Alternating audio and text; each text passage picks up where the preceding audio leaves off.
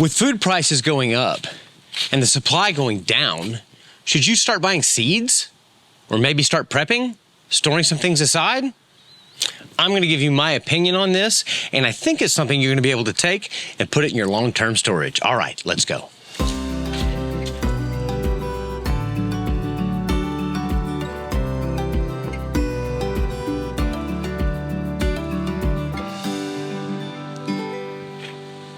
So if you read the news lately or listened to anything or heard anything from anybody, it's kind of apparent that there's a food shortage now, a problem with money and what everything costs, and could be more of a food shortage later.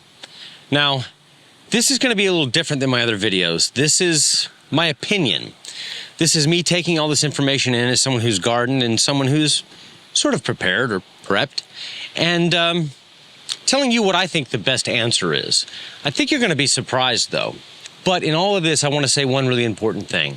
And I'm flat stealing this from another YouTuber. His name is Ryan Hall, y'all. He's actually a meteorologist, and I'll put his channel down in the description so you could go check him out. Very much worth doing. But he says something when he's talking about major weather and major storms, and I want you to keep this in mind as we go through this video. He says, don't be scared, be prepared. Thank you, Ryan. I stole that flat out.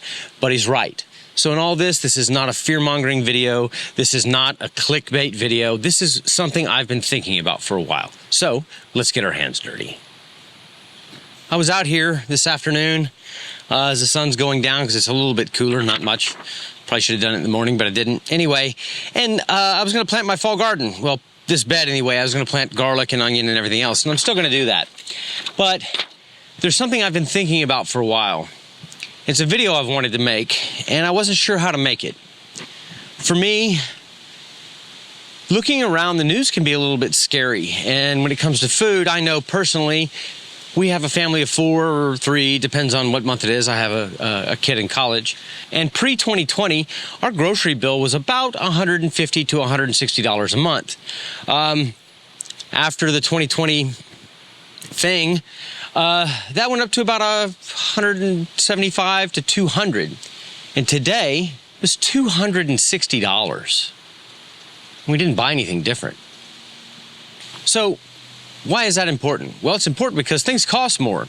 But if you read the news, you'll see all these articles. There's articles where Mexico's talking about not exporting corn to the U.S. India has already shut down grain exportation because they don't have enough, or Russia has it all, and all the things going over Europe have messed up fertilizers.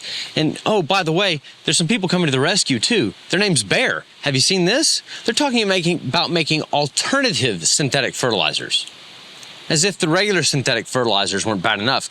Oh, and to go one step further, they're talking about genetically modifying microbes for the soil to increase the soil production.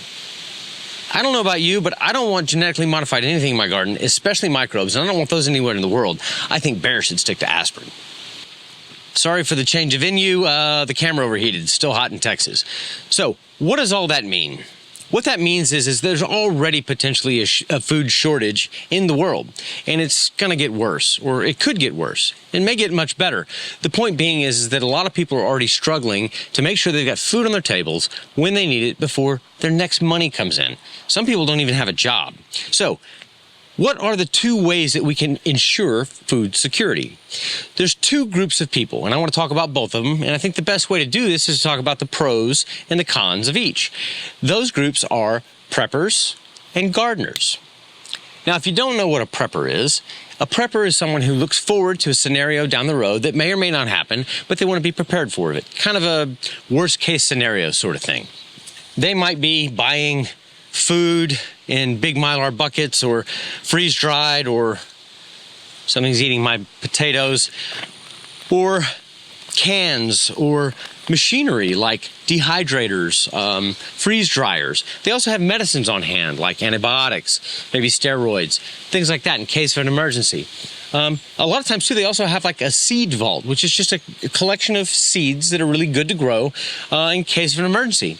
Those are great things. It gives you guaranteed food that can last a very long time, that's there for you when you need it in case there is a real shortage or a breakdown. It gives you medicine because if there is a food shortage, well, there's probably going to be a hard time getting medicines. And those seeds are there as just a backup. It's great, right? that's all the pros for the preppers. Let's talk about gardeners.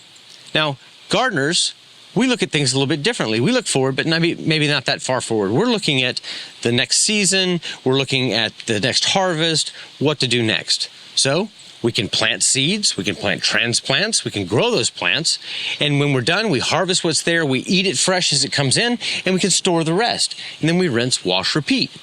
Now, medicines and stuff, we either have maybe an herb garden or a medicine garden that can accommodate some of those things, but most of us don't really mess with that too much. So they both have their place. But let's talk about the cons. So for preppers, the cons are, those foods are stored in Mylar bags. They are shelf life for 25 years. But here's the issue. A Mylar bag, even on freeze-dried food, gets a hole in it, you could have a problem.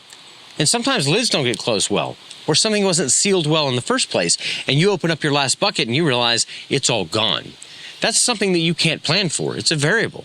In medicine, well, let's not forget that when that shortage happens and other things break down, you can't just go to the pharmacy. There's probably going to be shortages of that, or it's going to be so expensive, it's going to be impractical. So those are issues. Well, gardening has issues too. In fact, because we only look forward to the next season or the next harvest, we're not really thinking long term. Buying those transplants and those seeds from other people may not be available. In early 2020, seeds were hard to get. Transplants were almost impossible to find. Couldn't even get chickens. Go back and watch my other video. You'll see. Those things are important, and we don't have those. Also, something like the 2021 freeze or the drought of this year can take your entire harvest and wipe it out. You have to have something in order to take care of that, some kind of backup. Oh, and if those seeds aren't there now and the transplants aren't there, you better be ready to get your own seeds. You got to know how to do that. Medicines, if you don't know how to use a medicinal, it doesn't do you much good. So when we think about those things, we realize that there's problems with both. So Doc, what are you saying? I'm saying neither one is right and neither one is wrong. In fact, I think somewhere in the middle is where we want to be.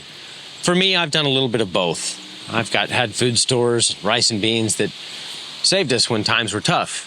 I've also grown a garden for a long time, but I also saved my own seeds. So I think the solution here is to look at your actual position. Where are you at? Do you have a little extra money and you're a gardener? If you do, get some food stores. A little extra here, a couple of cans, a couple of bags of rice, a couple of bags of beans, something to put away in your pantry. And if you're a prepper, you have that seed vault. Well, if you don't know how to grow seeds, you might as well get some extra oil in your preps, because you're going to be frying those up in a frying pan and eating them, because that's all the good they're going to do for you.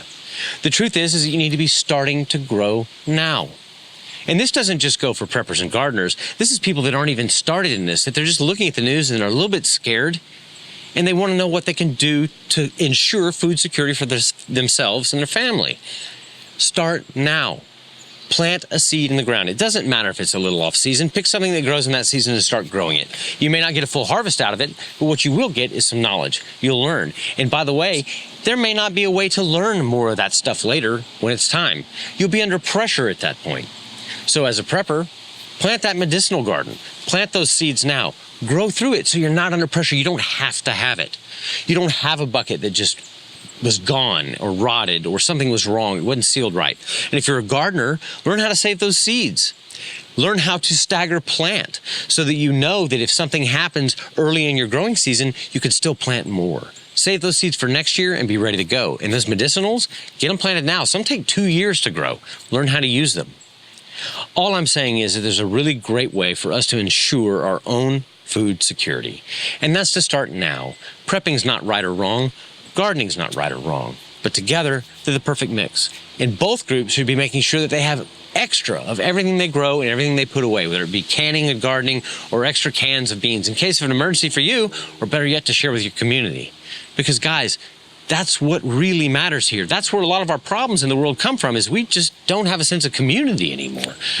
We fight about who's this and that and where they are and how they are. We just need to love each other. And if you could share with your neighbor or your neighbor's neighbor, that's something huge. So guys, what I want to ask you to do is go down in the comments. Tell me where you're at in life. What are you doing? We learn from those things. I learned a lot from you guys in the comments, stuff I never knew or even thought of. And together, in that little community we have formed, we can talk about this in a civil way, talk about what we can do, work together to find a solution that helps us all. We form that kind of community and that bond, we have something to fall back on. We have knowledge we never thought about, and we could do so much more in the world and for ourselves. You know, there's really only 4 things you need to live a well-balanced life. Number 1 is something to believe in. Number 2 is someone to love. Number 3 is something to do. And number 4 is something to look forward to. I look forward to hanging out with you guys and making videos, looking in the comments, interacting with all you guys. But I want you to know that this is not a time to be scared. Just be prepared. If you want to learn a little bit more about how you can move up your garden game or your food security game, go check out this video right here. It'll help you out. All right, I'll see you next time. Doc out.